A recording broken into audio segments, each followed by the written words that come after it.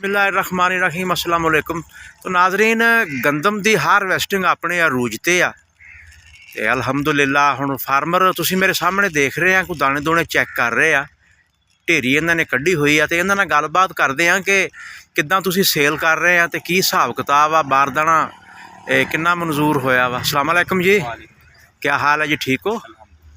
हाँ जी, सुनाओ, हारवैस्ट कर ली है? हाँ जी बिल्कुल, कुछ कर रही है तो कुछ हो रही है जी। अच्छा, वो सामने हो रही है।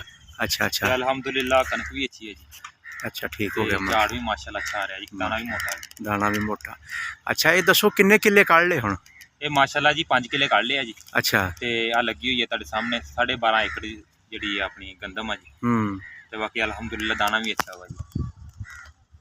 अच्छा अच्छा, ये दसो कि हुण सेल दा की तरीकाकार आ?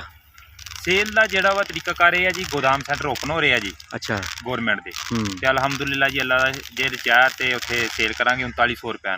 अच्छा, गौरमेंट का जोड़ा रेट आ ते सानू डिलीवरी चार्जेस भी मिलणगे। ते बाकी जी लुटमार जी आवाम कहते हैं जी सानू पाई खड़ोती है 3250 चल रही है, सारा सर झूठ है जी। तुसीं थोड़ा चिर स्टे करो जी, गौरमेंट अपनी अच्छी है इंशाल्लाह। जी 3900 जी अपनी जिमीदार को खरीदेगी 3900 रुपए। 3900 रुपए, हाँ जी। ठीक है। असीं भी जी सारी कनक जी इकट्ठी करके असीं गोदाम सेंटर ते जी गौरमेंट दे सेंटर, हाँ जी गौरमेंट गंजियां जड़ियां। अच्छा, गंजियां ते सेल करोगे।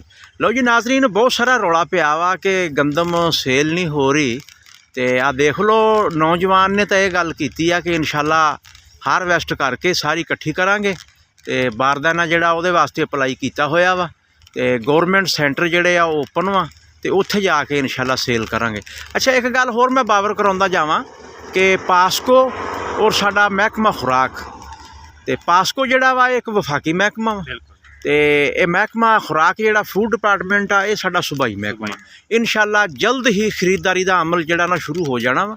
ते आपदी गंदम औने पौने ना सिटो, इंतज़ार करो, वेट करो और इंशाल्लाह ताला गंदम नूं पूरी तरह सुका के कड्डो ते इंशाल्लाह ताला अल्लाह दे फजलो करम नाल तुहानूं पूरे दाम मिलणगे।